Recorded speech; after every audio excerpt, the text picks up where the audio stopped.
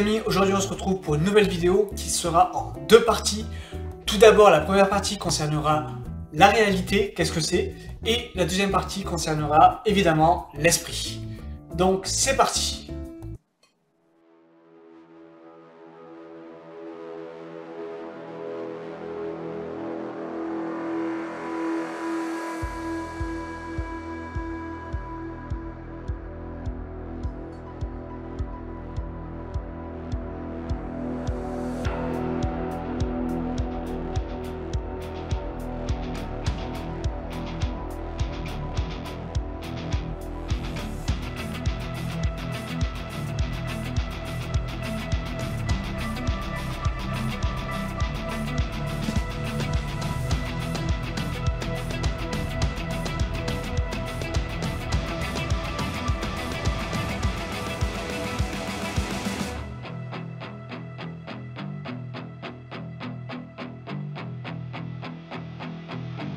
Messieurs, vous avez commencé par éveiller ma curiosité, mais là vous captez mon attention. Je pense que vous avez tous vu le film Interstellar. Vers la fin du film, lorsqu'il est rentré dans le trou noir, il se retrouve dans une dimension qui est particulière. En réalité, c'est ce qu'on appelle le Tesseract ou l'hypercube, et cela fait référence à la relativité générale d'Albert Einstein, et plus précisément la théorie des cordes. C'est d'ailleurs très amusant de voir qu'il est en train d'essayer de communiquer avec sa fille,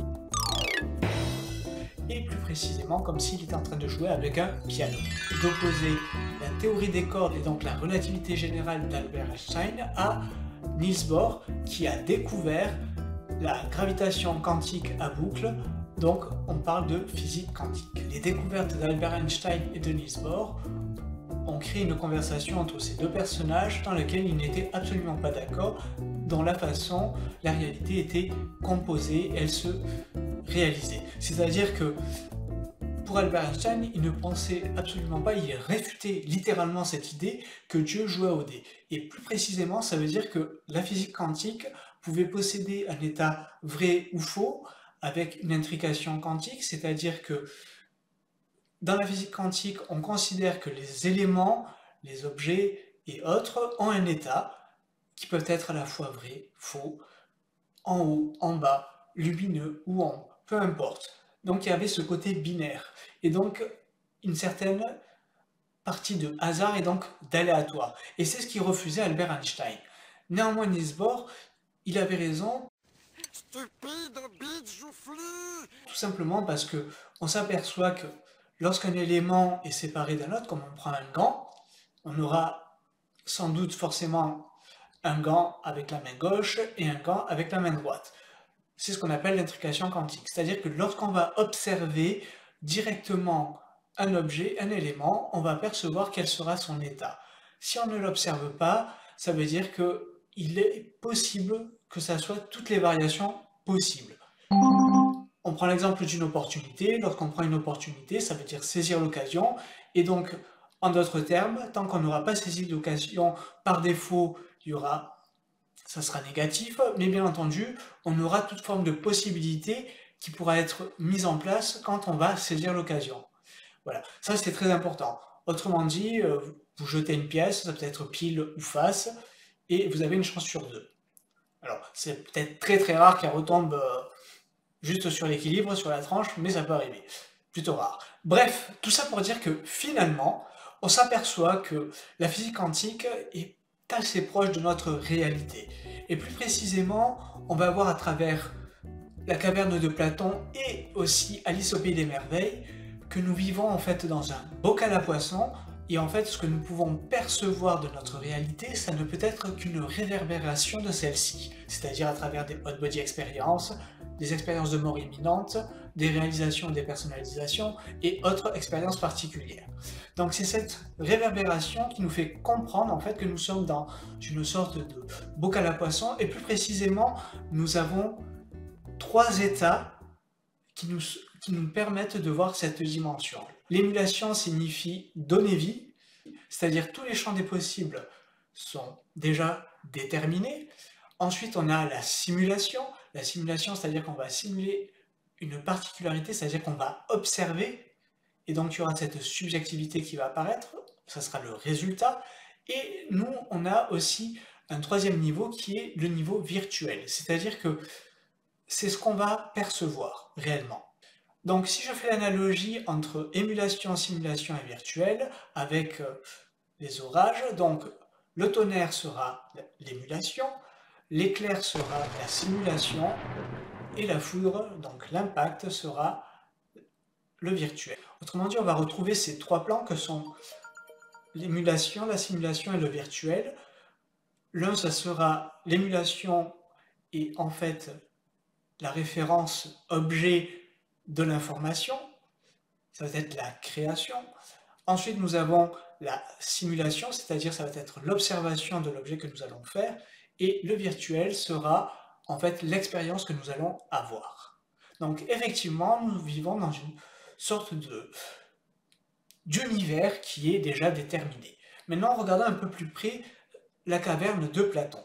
Dans la caverne de Platon, on s'aperçoit qu'il y a deux côtés. Nous avons d'un côté les prisonniers et de l'autre côté les gardes. Les gardes qui sont proches de la lumière sont éclairés par rapport aux objets qu'ils voient et donc du coup ils ont une très bonne perception de leur environnement. À la différence des prisonniers qui sont dans l'ombre et qui regardent la projection des ombres.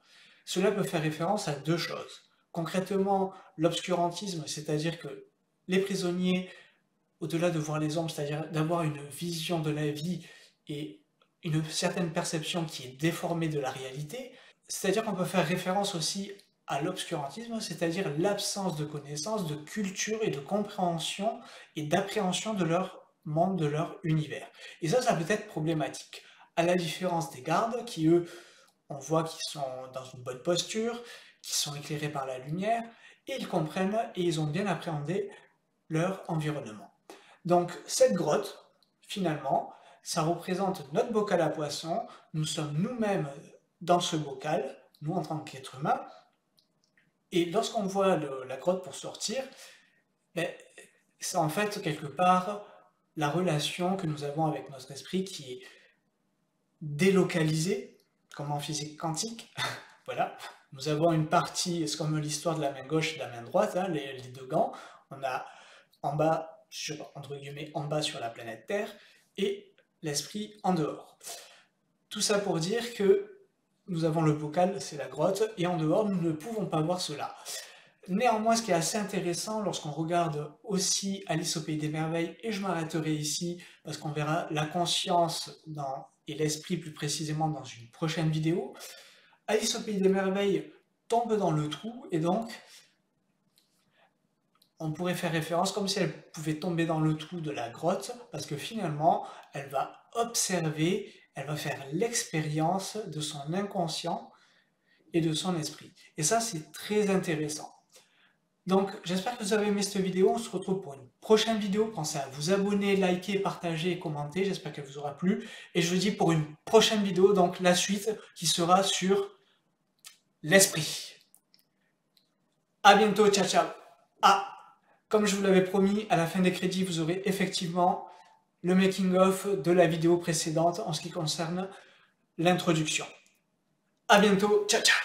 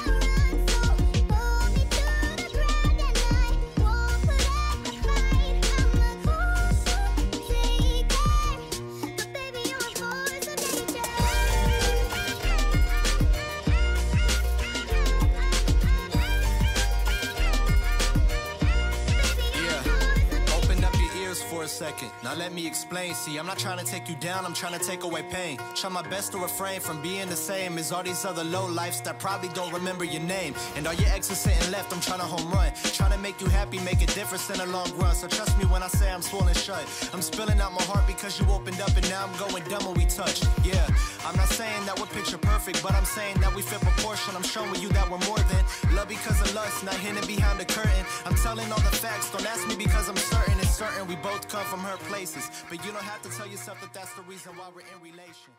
I'm just trying to see. Ce que je voulais ici, c'était vraiment mettre en place l'idée que la personne, elle était oppressée.